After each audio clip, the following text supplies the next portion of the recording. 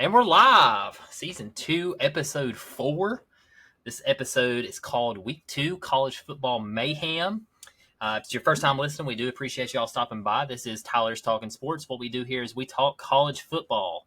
Co-host Tyler Hess on the other side of the mic, myself, Tyler Castle.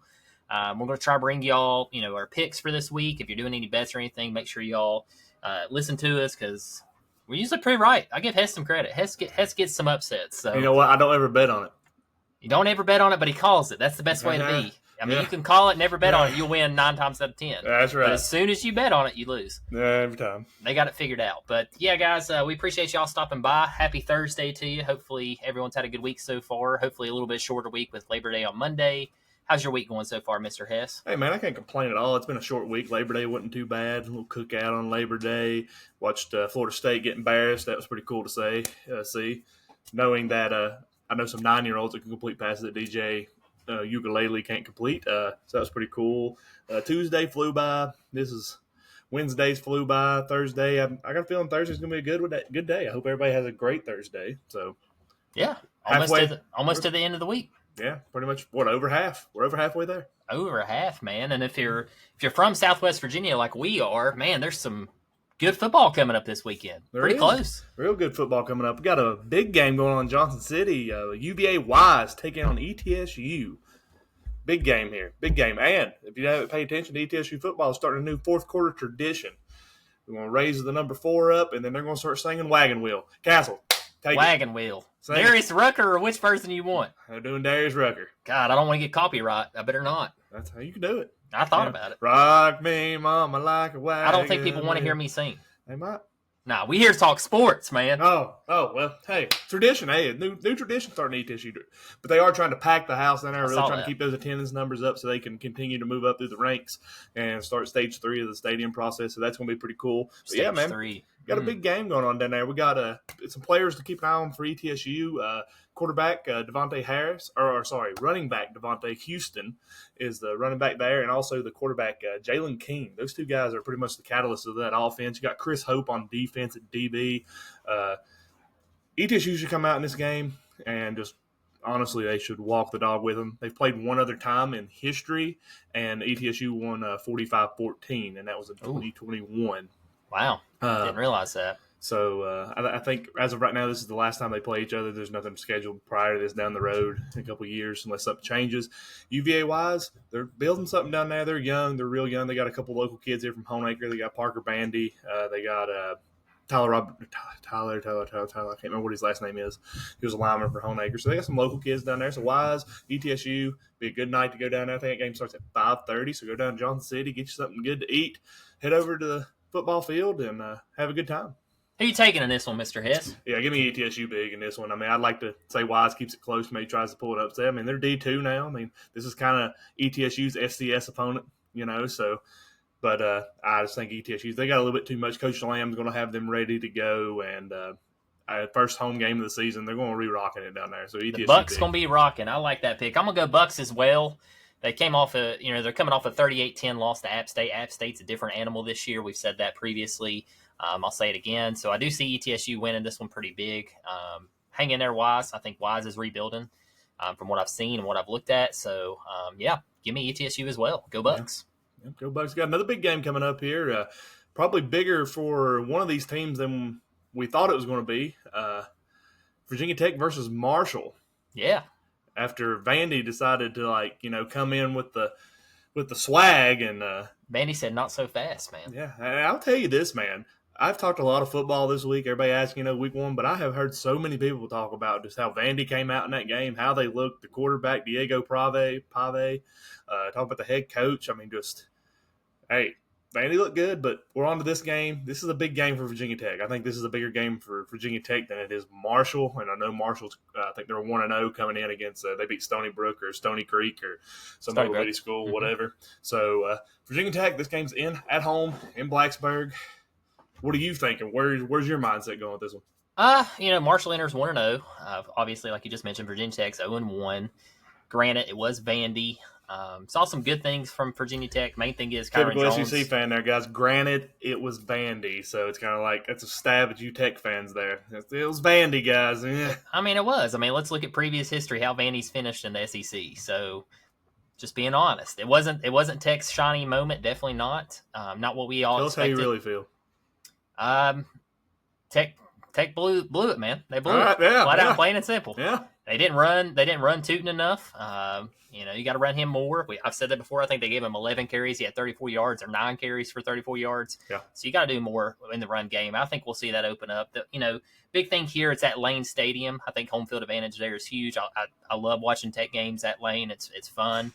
So I'll give some credit back there to Tech fans. So there you go. But I think Inter Sandman's gonna be rocking pretty good. I look for Tech to come out and dominate this one. Should be cakewalk.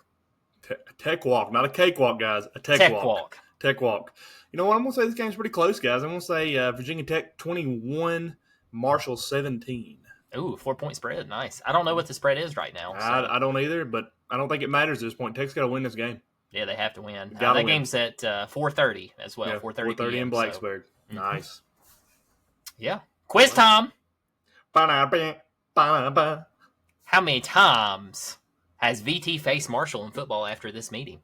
Is it A, 14, B, 12, C, 11, D, 10? I like how I can hear your clicks.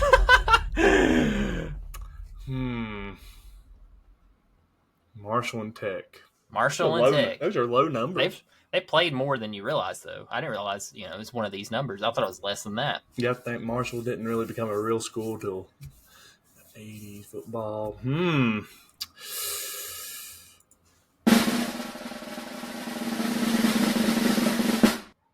A14. A14. Final answer. Locking it in. Locking it in, Pat. That is incorrect. C11 will be the correct number after this Saturday.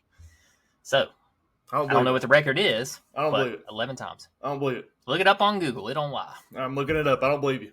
All right. I'm looking it up. I don't believe it. I believe the Jeopardy theme song right now. Nope. How many times has Tech played Marshall? Football. Type football in there. Gotcha. Google AI. I'll bring it back to you. All right. Google AI. What is the record between Virginia Tech and Marshall it came up with?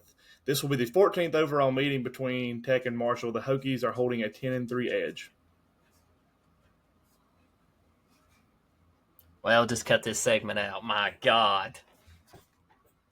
Ain't no way. 11 hours ago that was posted. Well, don't trust Google AI, I guess. Google AI is actually called Gypsy.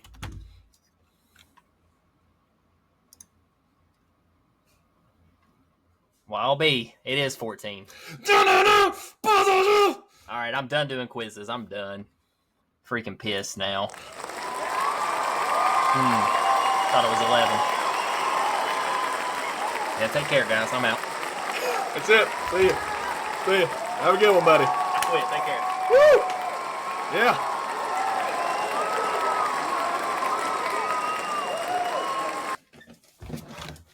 Oh, Just kidding. I never leave. I'm back, baby. I like it. I'm back. But All you right, know sorry what? about that, Let me tell you what I think your, guys. let me tell you what I think Hess your was right. record was.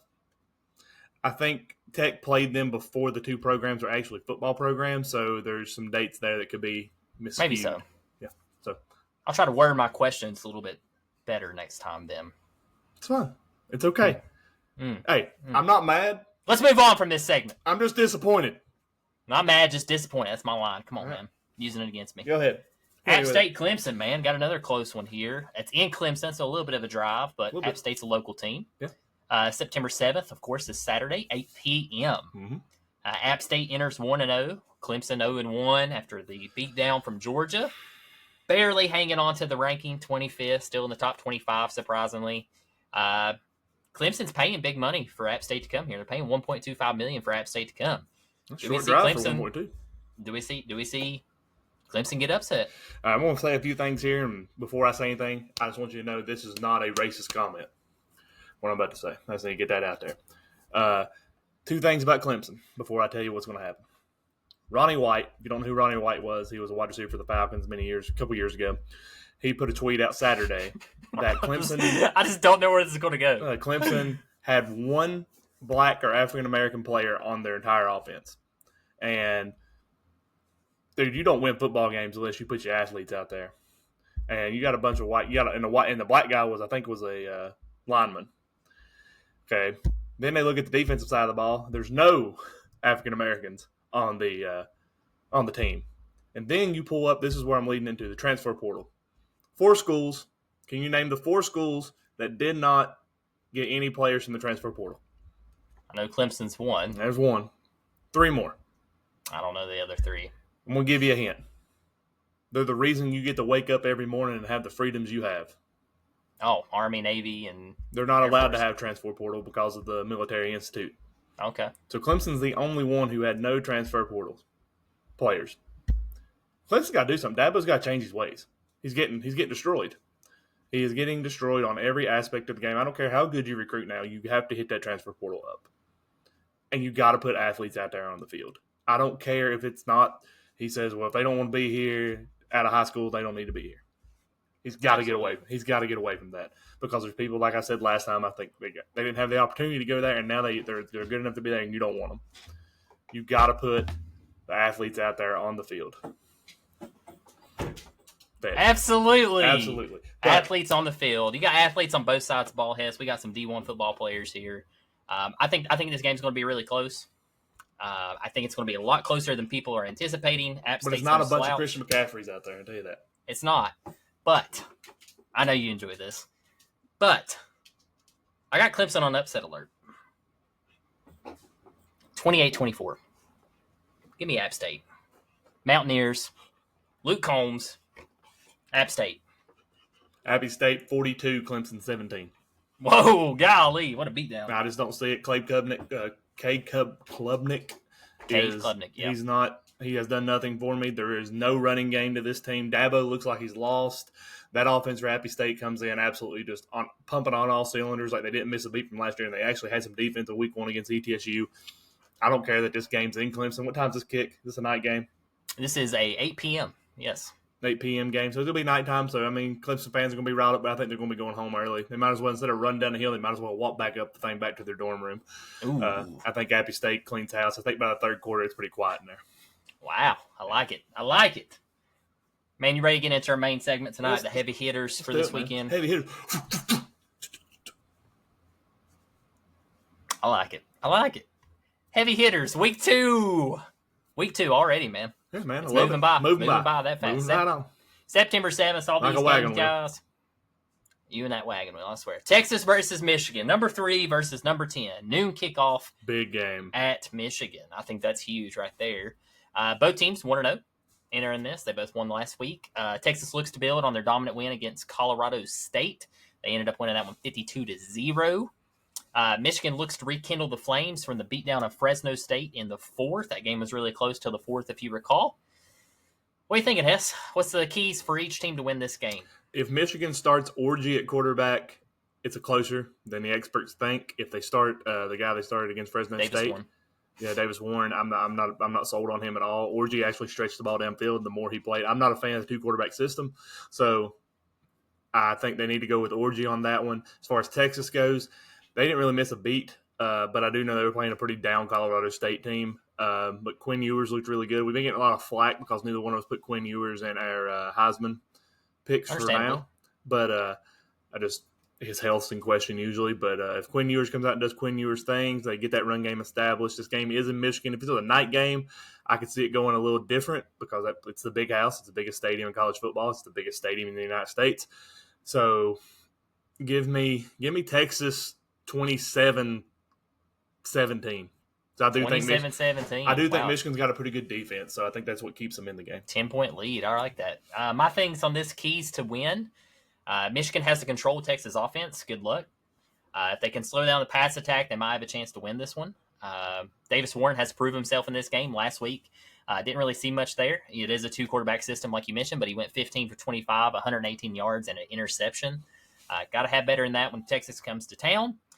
For keys for Texas to win, keep doing Texas. wear down the opponent. They play a lot like Georgia. Go with Ewers up there. I mean, dominate, have a big game. I think Ewers throws for 400 against Michigan. Very well could happen.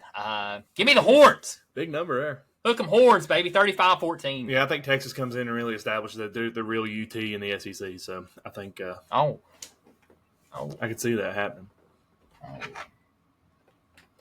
Oh, here it comes. It's a foam finger. Real UT. Talking about the real UT, we about to talk about them.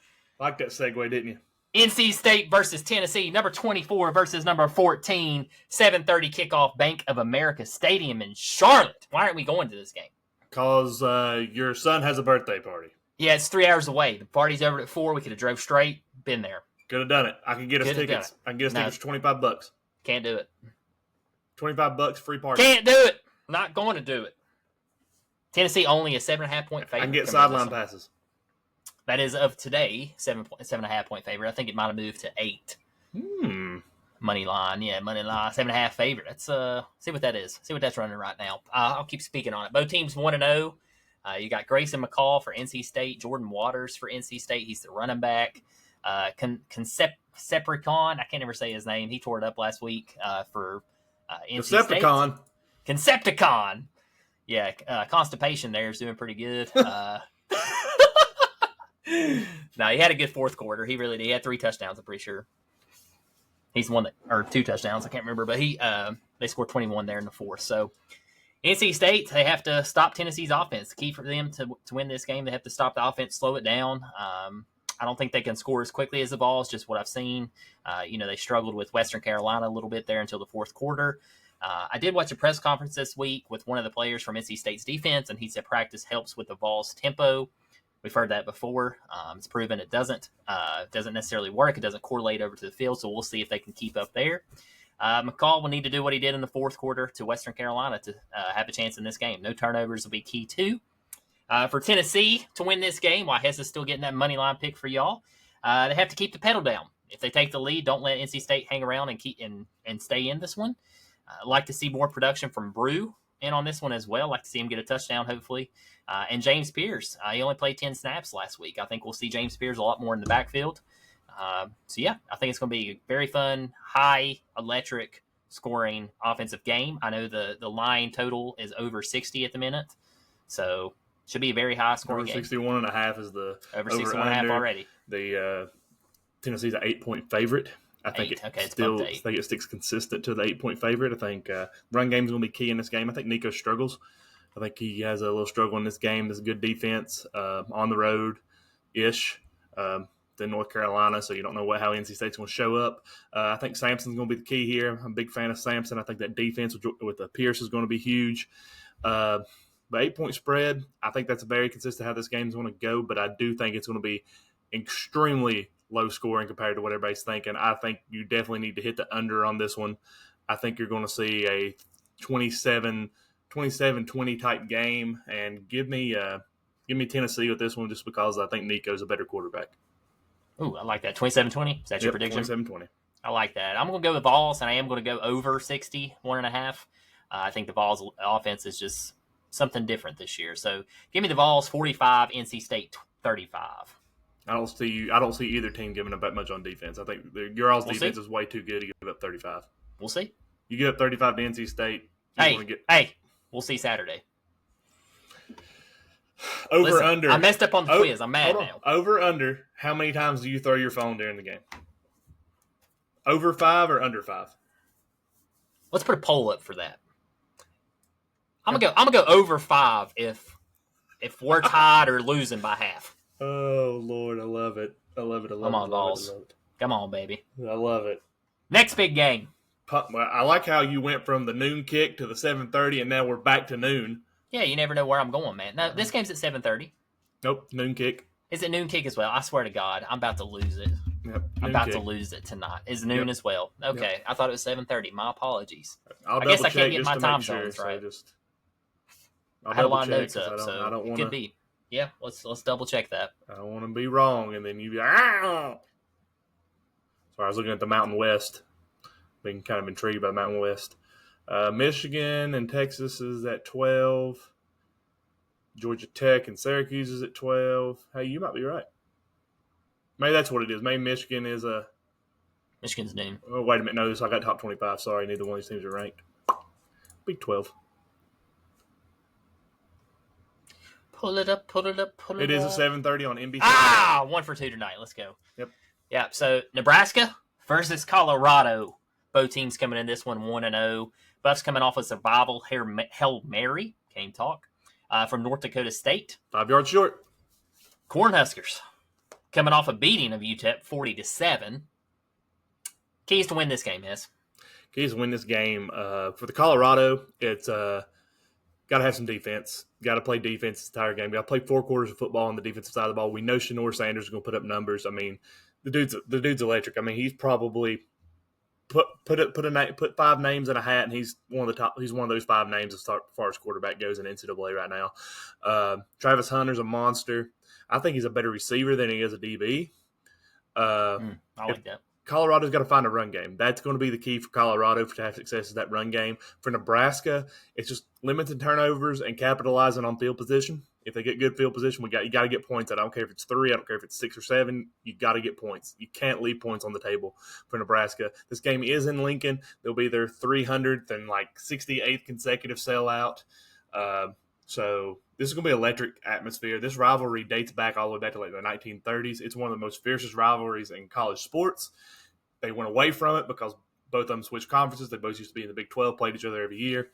Cornhuskers, Nebraska, they're already probably filling the stadium up right now, to be honest with you. They're probably already sitting in their seats for Saturday. They're ready to go.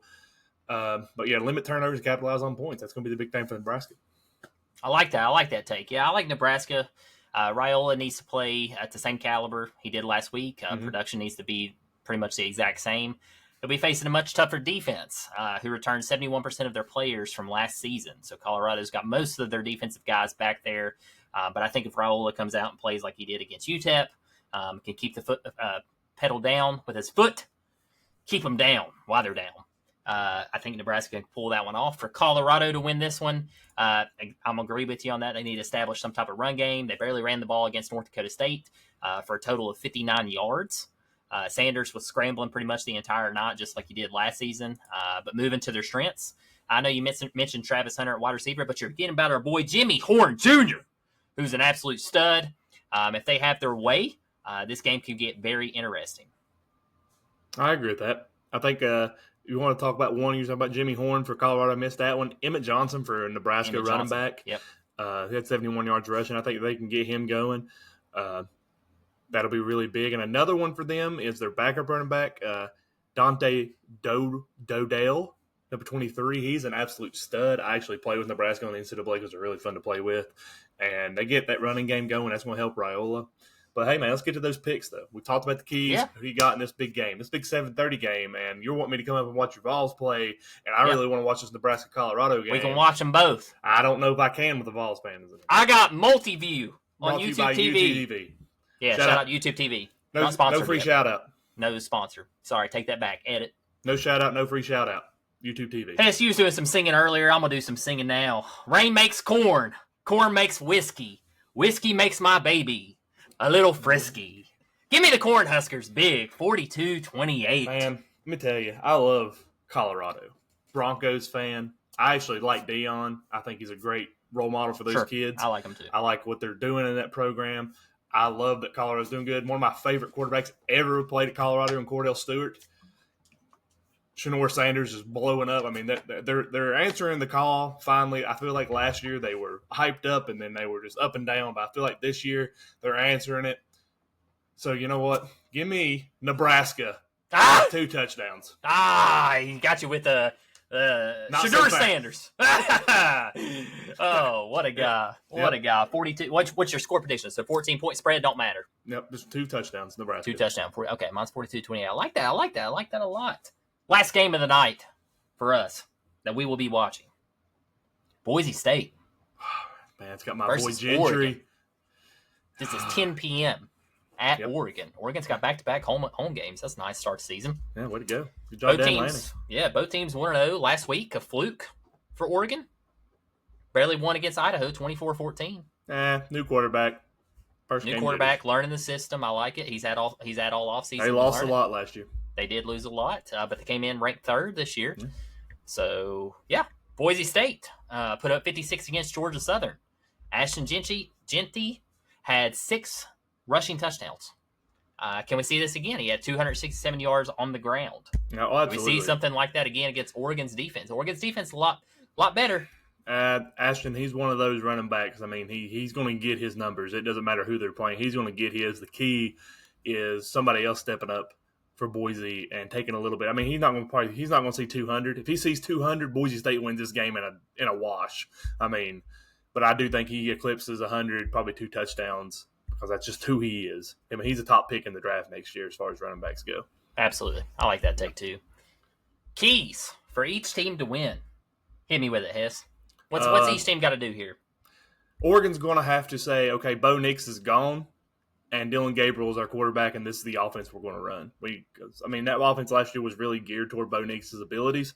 Dan Lanning did really well with that. Dylan Gabriel, don't get me wrong, he's probably a little bit more athletic than Bo Nix. He's probably got a stronger arm than Bo Nix. They just got to get that offense tweaked to his liking. They got to develop a run game, take some pressure. I mean, I think that's been the key every game we've talked about is that run game. But Oregon's got to get that. Their defense is going to be fine. I mean, Dan Lanning's got that Kirby Smart mentality. That defense is going to be fine.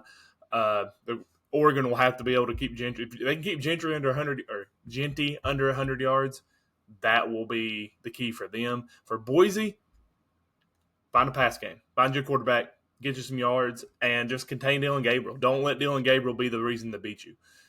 Keep him. If he throws for 200 yards, that's fine, but don't let him throw for 200 yards and rush for 100. Like if he rushes for 100, don't let him throw for 200. So if they can contain Dylan Gabriel, I think Boise State can win this football game. I like that. I like that take. Yeah, Boise needs to somehow slow down the Ducks offensively. We didn't see a flash last week that we know Oregon is capable of with Gabriel at the helm. I mean, they did have a 10-point lead. Granted, Gabriel had a good game. He had 380 quiet yards. That's what I say there. He went 41 for 49, so they passed the ball almost 50 times, which is pretty impressive. So Oregon does need to establish some type of run game this game. Boise, in my opinion, needs to stick to the run. I think they need to lean on the run to open up the pass game. If they can get that pass game opened up, I think that will cause problems for Oregon's secondary. So we should see some problems there if they can get that going. Oregon, again, Dan Lanning will call a good game. We'll see Oregon improve throughout the season. He's a great coach. And I think we see Gabriel open up even more. I think Gabriel probably goes for 400 this game. So give me – you ready for the picks? Yeah. Give me the Ducks. I like the Ducks in this one, 42-24. I think there's too much there that Boise's just not there yet, but they're rebuilding. I like what I see out of Boise, though. Boise's a 20-point underdog, 19.5-point underdog in this game. I do think this game's a lot closer because, it's week 2. And, Chris Camper really did good in the receiving game. He was out of the 2 teams, he's your top receiver with 47 to 99 yards. He's camping. Yep, he's camping. He's camping in the flats, man, getting those catches.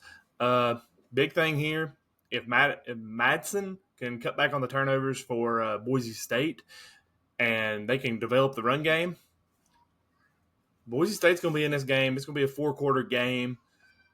But Dan Lanning, Dylan Gabriel, the experience they bring back, Boise's just not going to have enough to finish off the 4th quarter. Give me Oregon by 3. Ooh. 37-34 Oregon, and this game is at 10 o'clock on Peacock. Peacock! Not sponsored. No shout-out. Take that out. No shout-out, no free shout-out. Other notables I wanted to note for this week and week 2. Now, of course, there's going to be some other games going on. So, again, guys, if you have any teams that you want to hear, any picks that you'd like for us to make, definitely let us know. Absolutely. We do a lot of research throughout the week, so definitely don't hesitate to reach out to us. It can be a quick DM. It can be a phone call, whatever you need to do. Just let us know if there's anybody you want us to touch on. But, Hess, for this week, I just want to go over the picks real quick. Yeah. Georgia Tech versus Syracuse. Who you got? Georgia Tech. Georgia Tech. You want to give me a score? 21-7. 21-7. So low-scoring game there. I'm going to go Syracuse here. I'm going to go with the oddball. I think Georgia Tech finally gets their first loss of the season. I like Syracuse quarterback. I liked him at Ohio State. So give me Syracuse in this one, 28-24. I like the fact that Syracuse came out and tweeted Ohio State football and said, thanks for Kyle McCord. Yeah. So that was pretty cool. McCord looked great game 1. McCord did look good. He's got a great coach. It was our DB coach at UGA. So, another Kirby coach out there. So, that's going to be interesting. But, yeah, give me Georgia Tech in this one, as much as I hate saying that. But, yeah, give me Georgia Tech. It's going to be a good game. Arkansas versus Oklahoma State. Much of a game here? Nope. Oklahoma State big. Oklahoma State big. Sam Pittman's days are numbered as head coach at Arkansas. I'd say you're right. I like Oklahoma State in this one as well. I think Ollie Gordon rushes again consecutively for over 100 yards for however many games that makes him now. I think 12 maybe. It's up there. Yeah. Give me Oklahoma State big. I don't even want to give a score prediction because it's going to be big. I like it. I like it a lot. USF versus Bama. Bama big. Bama big. No repeat of last year? No, like 70-7. 70-7. I'm going to be a little bit nicer. I'm going to go 56-14. I think DeBoer is coming out and he's wanting to make a statement to everybody they play. I think Bama looked good week 1. I think that they're going to continue rolling here. Milroe's going to put up some big numbers. Milroe, baby. Last game I wanted to touch on. Oklahoma versus Houston. Who you got? Oklahoma by 7.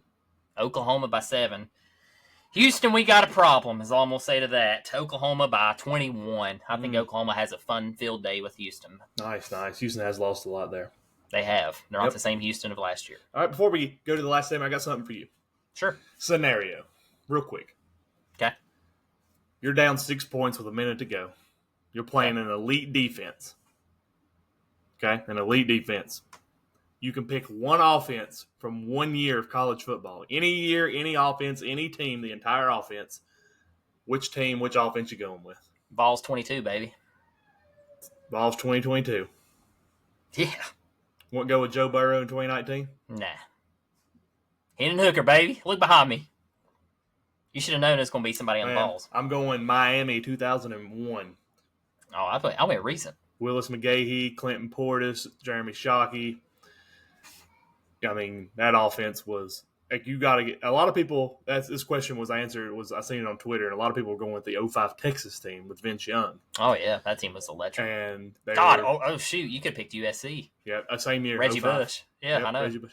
But I mean, but here was the fun fact here. You know what the fastest offense ever in college football was, as far as points per drive?